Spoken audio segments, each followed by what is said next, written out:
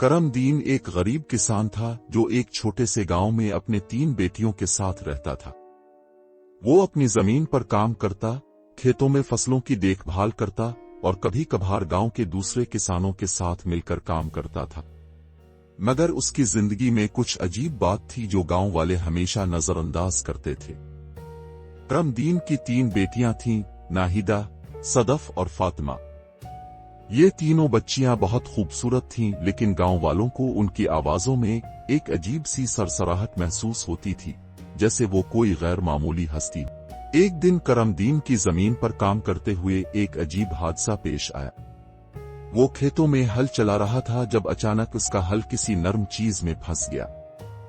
जब इसने खेत की मिट्टी खोद कर देखा तो उसकी नजरें एक कदीम और टूटा फूटा ताबूत पर पड़ी। करमदीन ने डरते हुए ताबूत को खोला और अंदर से एक पुरानी किताब निकल आई। ये किताब बहुत ही पुरस्कार थी, इस पर अजीब और गरीब नक्श थे, और जब करमदीन ने किताब खोली तो अचानक एक तेज हवा का झोंका आया, जिससे सारे खेत में अजीब सी सरसराहट सुनाई देने लगी। मगर उसके बाद से घर में अजीब और गरीब वाकयात होने लगे। रात को जब करमदीन और उसकी बेटियां सो रहे थे, अचानक उन्हें दरवाजे पर हंसी की आवाजें सुनाई देने लगे। ये आवाजें इतनी खौफनाक थीं कि करमदीन के जिस्म में सर्दी की लहर दौड़ गई। उसने जल्दी से दरवाजा खोला मगर बाहर कुछ नहीं था। इस रात के बाद से करमदीन की 3 बेटियों की हालत दिन ब दिन खराब होने लगी। नाहिदा, सदफ और फातिमा ने रातों रात सोना शुरू कर दिया था। उनके चेहरे पर एक अजीब सी हंसी और उनकी आंखों में सुर्ख रंग की चमक आ गई थी। करमदीन परेशान हो गया था, लेकिन वो उन सब को समझाने की कोशिश करता रहा। एक रात जब वो गहरी नींद में डूबे हुए थे, अचानक उनकी बेटियां बेदार हो गईं और एक साथ हंसी के साथ करमदीन के पास आईं। इनकी आंखों में अजीब सी सुर्ख रोशनी थी, जैसे वो किसी दूसरे जहां से आई हों। अब्बा, अब हमें छोड़ दो, हम तुमसे अलग हो चुकी हैं, नाहिदा ने खौफनाक लहजे में कहा। करमदीन ने बेटियों को पहचानना शुरू किया, लेकिन उनकी शक्ल बदल चुकी थी।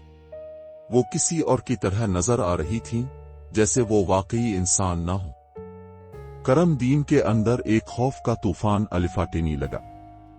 उसने फौरन उनके सामने वो किताब रख दी जो उसने खेत में पाई थी।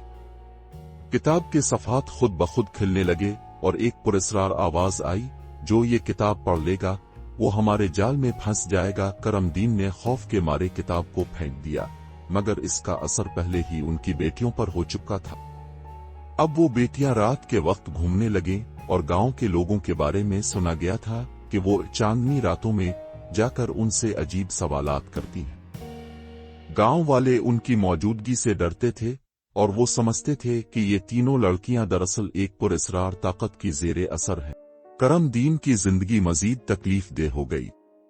वो बेटियां जो उसकी खुशी का मरकज थीं, अब उसके लिए एक भारी बोझ बन चुकी थीं।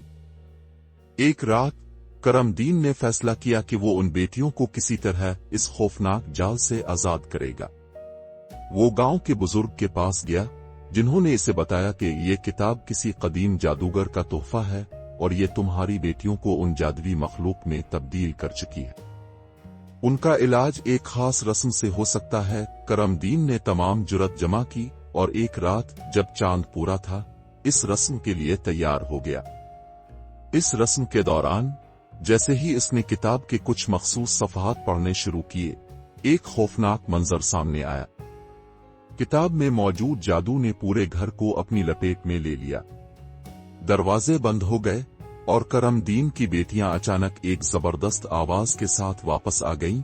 उनकी शक्लें एक और ही नौयत की हो चुकी थी। उनके जिस्मों से जादू की एक लहर निकली और करमदीन को अपनी बेटियों का आखिरी मंजर दिखाया। आखिरकार करमदीन ने अपनी बेटियों को बचाने के लिए किताब को मुकम्मल तौर पर जला दिया और उसके बाद घर में वो पुरस्कार वाकयात रुक गए। लेकिन एक दिन जब गांव वाले करमदीन के घर के करीब से गुजरे तो उन्हें नजर आया कि 3 बच्चियां जो कभी गांव में खेलती थीं, अब खामोश और पुरस्कार सी नजर आ रही थीं, और गांव वालों ने इन बच्चियों को अपनी आंखों के सामने गायब होते देखा, जैसे वो कभी गांव में मौजूद ही न थीं।